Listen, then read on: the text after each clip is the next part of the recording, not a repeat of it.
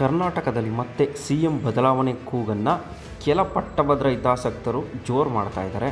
ಮುಖ್ಯಮಂತ್ರಿಗಳು ಬದಲಾಗ್ತಾರಂತೆ, D K Shivakumar ಮುಖ್ಯಮಂತ್ರಿ ಆಗ್ತಾರಂತೆ ಅನ್ನೋ ಅಂತೆ ಕಂತೆ ಸುದ್ದಿಗಳನ್ನು ಬಿತ್ತರಿಸ್ತಾ ಇದ್ದಾರೆ ಮತ್ತು ಈ ವಿಚಾರ ದೊಡ್ಡ ಮಟ್ಟದಲ್ಲಿ ಚರ್ಚೆ ಆಗೋ ರೀತಿಯಲ್ಲಿ ಬಿಂಬಿಸ್ತಾ ಇದ್ದಾರೆ. ಆದರೆ ಸಿದ್ದರಾಮಯ್ಯನವ್ರನ್ನ ಮುಖ್ಯಮಂತ್ರಿ ಸ್ಥಾನದಿಂದ ಕೆಳಗಿಳಿಸಬೇಕು ಅನ್ನೋ ಚರ್ಚೆ ಶುರುವಾದ ತಕ್ಷಣವೇ ಪ್ರಮುಖ ರಾಜಕೀಯ ವಿಶ್ಲೇಷಕರು ತಮ್ಮದೇ ಆದಂಥ ಅಭಿಪ್ರಾಯವನ್ನು ಹೊರಹಾಕ್ತಾ ಇದ್ದಾರೆ. ಅದರಲ್ಲೂ ಪ್ರಮುಖವಾಗಿ ಸಿದ್ದರಾಮಯ್ಯನವರ ತಂಟೆಗೆ ಹೋದರೆ ಖಂಡಿತವಾಗಿಯೂ ಕರ್ನಾಟಕದಲ್ಲಿ ಕಾಂಗ್ರೆಸ್ ಪಕ್ಷಕ್ಕೆ ಉಳಿಗಾಲ ಇದೆಯಾ? ಸಿದ್ದರಾಮಯ್ಯ ಕೇವಲ ಒಂದು ಸಮುದಾಯಕ್ಕೆ ಮಾತ್ರ ನಾಯಕರಾಗಿ ಉಳಿದಿಲ್ಲ, ಅವರು ಹಲವು ಸಮುದಾಯಗಳ ಏಕೈಕ ಅಗ್ರಗಣ್ಯ ನಾಯಕರಾಗಿ ಗುರುತಿಸ್ಕೊಂಡಿದ್ದಾರೆ. ಅವರು ತಮ್ಮ ಸಮುದಾಯ ಕುರುಬ ಸಮುದಾಯ ಮಾತ್ರ ಅವರನ್ನು ಬೆಂಬಲಿಸೋದಿಲ್ಲ. ಅಹಿಂದ ವರ್ಗದಲ್ಲಿ ಬರುವಂತಹ ದಲಿತರು, ಅಲ್ಪಸಂಖ್ಯಾತರು, ಇತರ ಹಿಂದುಳಿದ ವರ್ಗದವರು ಸಿದ್ದರಾಮಯ್ಯನವ್ರನ್ನ ನಮ್ಮ ನಾಯಕ ಅಂತ ಒಪ್ಕೊಂಡಿದ್ದಾರೆ. ಅದು 2013ರ ವಿಧಾನಸಭಾ ಚುನಾವಣೆ ಮತ್ತು 2023ರ ವಿಧಾನಸಭಾ ಚುನಾವಣೆಯಲ್ಲೂ ಪ್ರೂವ್ ಆಗಿದೆ. ಕೇವಲ ಅಹಿಂದ ವರ್ಗದವರು ಮಾತ್ರವಲ್ಲ, ಮುಂದುವರೆದ ಜನಾಂಗದ ಬಡವರು ಮತ್ತು ಪ್ರಜ್ಞಾವಂತರು ಕೂಡ ಸಿದ್ದರಾಮಯ್ಯನವ್ರನ್ನ ಒಪ್ಕೋತಾರೆ. ಅಗ್ನಿ ಶ್ರೀಧರ್ ಒಕ್ಕಲಿಗ ಸಮುದಾಯದ ಪ್ರಮುಖ ವ್ಯಕ್ತಿಯವರು, ಅವರು ಒಂದು ಮಾತನ್ನು ಹೇಳ್ತಾರೆ. 2ನೇ ಬಾರಿ ಕರ್ನಾಟಕದಲ್ಲಿ ಕಾಂಗ್ರೆಸ್ ಅಧಿಕಾರಕ್ಕೆ ಬಂದಾಗ ಯಾರು ಮುಖ್ಯಮಂತ್ರಿ ಆಗಬೇಕು ಅನ್ನೋ ಚರ್ಚೆ ನಡೀತಾ ಇದೆ. ಡಿ ಕೆ ಶಿವಕುಮಾರ್ ಮುಖ್ಯಮಂತ್ರಿ ಸ್ಥಾನವನ್ನು ಬಿಟ್ಕೊಡ್ತಾ ಇಲ್ಲ, ಸಿದ್ದರಾಮಯ್ಯನವರಿಗೆ ಬಿಟ್ಕೊಡ್ತಾ ಇಲ್ಲ ಅಂತೆಲ್ಲ ಒಂದು 4 ದಿನ ನಡೀತಲ್ಲ ನಾಟಕಗಳು ದೆಹಲಿನಲ್ಲಿ. ಆಗ ಅಗ್ನಿ ಶ್ರೀಧರ್ ಒಂದು ಮಾತನ್ನು ಹೇಳ್ತಾರೆ, ಡಿ ಕೆ ಶಿವಕುಮಾರ್ ಯಾಕ್ರಿ ಹಿಂಗೆ ಮಾಡ್ತಾ ಇದ್ದೀರಾ? ಕರ್ನಾಟಕದಲ್ಲಿ ಜನ ಓಟ್ ಹಾಕಿರೋದು ಕಾಂಗ್ರೆಸ್ ಪಕ್ಷದ ನೋಡಿ ಅಲ್ಲ, ಸಿದ್ದರಾಮಯ್ಯನವ್ರನ್ನ ನೋಡಿಬಿಟ್ಟು ಓಟ್ ಹಾಕಿರೋದು. ನಮ್ಮ ಮಂಡ್ಯದಲ್ಲಿ, ನಾನೊಬ್ಬ ಒಕ್ಕಲಿಗನಾಗಿ ಹೇಳ್ತಾ ಇದ್ದೀನಿ, ಮಂಡ್ಯದಲ್ಲಿರುವಂತಹ ಒಕ್ಕಲಿಗರು ಸಿದ್ದರಾಮಯ್ಯ ಸಿ ಎಮ್ ಆಗಬೇಕು ಅಂತ ಹೇಳಿದ್ದಾರೆ. ಲಾಯರ್ಗಳು, ಆಫೀಸರ್ಗಳು, ನಾನು ಕೇಳಿಸ್ಕೊಂಡಿದ್ದೀನಿ ಅದನ್ನು, ನನ್ನ ಸ್ನೇಹಿತರು ಅವರೆಲ್ಲ ಅವ್ರುಗಳು ಹೇಳಿದ್ದಾರೆ ಸಿದ್ದರಾಮಯ್ಯ ಸಿ ಎಮ್ ಆದರೆ ಒಳ್ಳೆಯದು ಕಣ್ರಿ. ಇವತ್ತಿನ ಪರಿಸ್ಥಿತಿನಲ್ಲಿ ಇರೋದ್ರಲ್ಲಿ ಅವರೊಬ್ಬ ಬೆಟರ್ ಅಂತ ಅನಿಸುತ್ತೆ, ಭ್ರಷ್ಟಾಚಾರಕ್ಕೆ ಅವಕಾಶ ಕೊಡೋದಿಲ್ಲ ಅವರು ಸಿ ಎಮ್ ಆದರೆ ಭಾಳ ಒಳ್ಳೆಯದು ಅಂತ ಅಗ್ನಿ ಶ್ರೀಧರ್ ಡಿ ಕೆ ಶಿವಕುಮಾರ್ ಅವರಿಗೆ ಕಿವಿ ಮಾತನ್ನು ಹೇಳ್ತಾರೆ. ಸುಮ್ಮನೆ ಅವ್ರಿಗೆ ತೊಂದರೆ ಕೊಡಬೇಡಿ ಅಂತೇಳಿ ಅವತ್ತು ಅಗ್ನಿ ಶ್ರೀಧರ್ ಕಿವಿ ಮಾತನ್ನು ಹೇಳ್ತಾರೆ. ಈಗ ಇದೇ ರೀತಿಯ ಅಭಿಪ್ರಾಯಗಳನ್ನು ರಾಜಕೀಯ ವಿಶ್ಲೇಷಕರು ಹೊರಹಾಕ್ತಾ ಇರೋದು. BJP ಭ್ರಷ್ಟಾಚಾರದ ವಿರುದ್ಧ ಜನಗಳನ್ನ ಎಚ್ಚರಿಸ್ತಾ ಅದರ ಮೂಲಕ ಕಾವನ್ನು ಕಾಯ್ದಿಟ್ಕೊಂಡವರು ಸಿದ್ದರಾಮಯ್ಯ. ಅವರ ವ್ಯಕ್ತಿತ್ವ ಹೇಗಿತ್ತು ಅಂದರೆ ಜನಗಳನ್ನ ಅವರು ಕನ್ವಿನ್ಸ್ ಮಾಡಿದರು. ಇವತ್ತು ಶಿವಕುಮಾರ್ ಅವರು ಅರ್ಥ ಮಾಡ್ಕೋಬೇಕು, ನೀವು ಸಂಘಟನೆ ಮಾಡಿದ್ರಿ, ಆದರೆ ಅಲ್ಲಿ ಬಿದ್ದಿರೋ ಕಾಂಗ್ರೆಸ್ಗೆ ಬಿದ್ದಿರೋ 2 ಓಟಲ್ಲಿ 1 ಓಟ್ ಬಿದ್ದಿದ್ದು ಖಂಡಿತ, ನಾನು ಸತ್ಯವಾಗಿ ಹೇಳ್ತಿದ್ದೀನಿ, ಯಾರನ್ನು ಮೆಚ್ಚೋಕೆ ಹೇಳ್ತಿಲ್ಲ, 2 ಓಟಲ್ಲಿ 1 ಓಟ್ ಬಿದ್ದಿದ್ದು ಖಂಡಿತ ಸಿದ್ದರಾಮಯ್ಯನವರ ಕಾರಣಕ್ಕೆ. ಹಿಂದೆ ಸಿದ್ದರಾಮಯ್ಯ ಸಿ ಎಮ್ ಆಗಿದ್ರಲ್ಲ, ಅದನ್ನು ಮೀರಿ ಬೆಳೆದಿದ್ದಾರೆ, ಅದು ಜನಕ್ಕೆ ಗೊತ್ತಾಗ್ತಾ ಇದೆ. ನಾನು ಕುರುಬರು ಬಿಟ್ಬಿಡಿ, ಅಹಿಂದ ಬಿಟ್ಬಿಡಿ, ಎಲ್ಲರೂ ಕೇಳ್ತಿದ್ದೀನಿ. ನಾನು ಕಲಾವಿದ್ರನ್ನ ಕೇಳ್ತೀನಿ, ಲಾಯರ್ಗಳನ್ನ ಕೇಳ್ತೀನಿ, ಡಾಕ್ಟ್ರುಗಳನ್ನ, ಕಡೆಗೆ ಇವ್ರನ್ನ, ಆಟೋ ಡ್ರೈವರ್ಗಳನ್ನ. ನನಗೊಂದಿದು ಏನು ನಡೀತಾ ಇದೆ, ಜನ ಹೇಗೆ ಥಿಂಕ್ ಮಾಡ್ತಾ ಇದ್ದಾರೆ ಎಲ್ಲ ಹೇಳ್ತಾ ಇದ್ದೆ. ಈ ಅಪ್ಪ ಬರಬೇಕು, ಈ ಮನುಷ್ಯ ಬರಬೇಕು, ಇವರು ಬರಬೇಕು, ಈತ ಬರಬೇಕು, ಎಲ್ಲ ರೀತಿಯಲ್ಲೂ ಹೇಳ್ತಿದ್ರು. ಮಂಡ್ಯದ ಒಕ್ಕಲಿಗ ಇವರು ಲಾಯರ್ಗಳು ಹೇಳ್ತಾ ಇದ್ದು, ಅವ್ರು ಬಂದರೆ ಸರಿ ಹೋಗುತ್ತೆ ಸರ್. ಇದು ಹೇಳ್ತಿದ್ರು ಎಲ್ಲ ಒಕ್ಕಲಿಗರು ಅಷ್ಟು ಜೋರಾಗಿ ಹಾಕಿದ್ರು, ಲಿಂಗಾಯತರು ಹಾಕಿದ್ರು. ಏನು ಮಾತಾಡ್ತಿದ್ದೀರಿ? ಒಕ್ಕಲಿಗರಲ್ಲೂ ಬೇರೆಯವ್ರನ್ನ ಗೆಲ್ಸೋರು ಇದ್ದಾರೆ, ಲಿಂಗಾಯತರಲ್ಲೂ ಇದ್ದಾರೆ.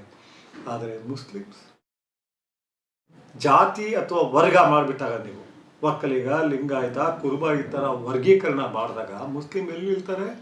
ಎಲ್ರಿಗಿಟ್ಲು ಹೆಚ್ಚಿದ್ದಾರೆ. ಮತ್ತು 100ಕ್ಕೆ 100ರಷ್ಟು ಈ ಸಾರಿ 95 ಅಲ್ಲ 100ಕ್ಕೆ ಮತ ಚಲಾಯಿಸಿದಾರಲ್ಲ ಮುಸ್ಲಿಮ್ಸ್, ಆ 100ಕ್ಕೆ 100ರಷ್ಟು ಕಾಂಗ್ರೆಸ್ಗೆ ಹಾಕಿದ್ದಾರೆ. ಆದರೆ ನಮ್ಮವನಿಗೆ ಮುಖ್ಯಮಂತ್ರಿ ಕೊಡಿ ಅಂತ ಯಾವ ಮೌಲ್ವಿ, ಯಾವ ಮುಸ್ಲಿಂ ಧರ್ಮಗುರು ಹೊರಗಡೆ ಬಂದಿಲ್ಲ. ಯಾಕೆಂದರೆ ಅವರ ಪ್ರಜ್ಞೆ ಇದೆ ಅವರಿಗೆ. ನಾವು ಆ ರೀತಿ ವಾಯ್ಸ್ ಎತ್ತಿದ್ರೆ ಮತ್ತೆ ಹಿಂದುತ್ವ ತಲೆ ಈಗ ಕೆಳಗೆ ಬಿದ್ದಿದೆಯಲ್ಲ ಹೆಡೆ, ಮತ್ತೆ ಬುಸ್ ಅನ್ನೋಕ್ಕೆ ಶುರುವಾಗುತ್ತೆ ಅಂತ ಗೊತ್ತಿದೆ.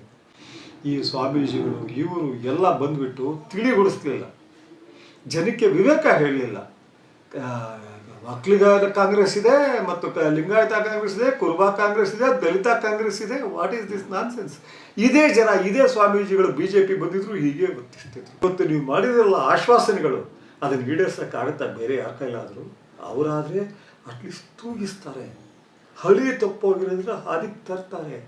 ಸಿದ್ದರಾಮಯ್ಯನವ್ರನ್ನ ಟಚ್ ಮಾಡಿದ್ರೆ, ಸಿದ್ದರಾಮಯ್ಯನವ್ರನ್ನ ಮುಖ್ಯಮಂತ್ರಿ ಸ್ಥಾನದಿಂದ ಕೆಳಗಿಳಿಸಿದ್ರೆ ಖಂಡಿತ ಮುಂದೆ ಬರೋ ಸರ್ಕಾರಗಳು ದೀರ್ಘಕಾಲ ಉಳಿಯುತ್ತಾ? ಸಾಧ್ಯವೇ ಇಲ್ಲ. ಆ ಸರ್ಕಾರ ಬೇಗನೆ ಬಿದ್ದೋಗುತ್ತೆ ಮತ್ತು ಕರ್ನಾಟಕದಲ್ಲಿ ಕಾಂಗ್ರೆಸ್ ಪಕ್ಷ ಮುಂದಿನ 15 ವರ್ಷಗಳ ಕಾಲ ಯಾವ ಕಾರಣಕ್ಕೂ ಅಧಿಕಾರಕ್ಕೆ ಬರಲ್ಲ ಅನ್ನೋ ಒಂದು ಅಭಿಪ್ರಾಯವನ್ನು ವ್ಯಕ್ತಪಡಿಸ್ತಾ ಇದ್ದಾರೆ.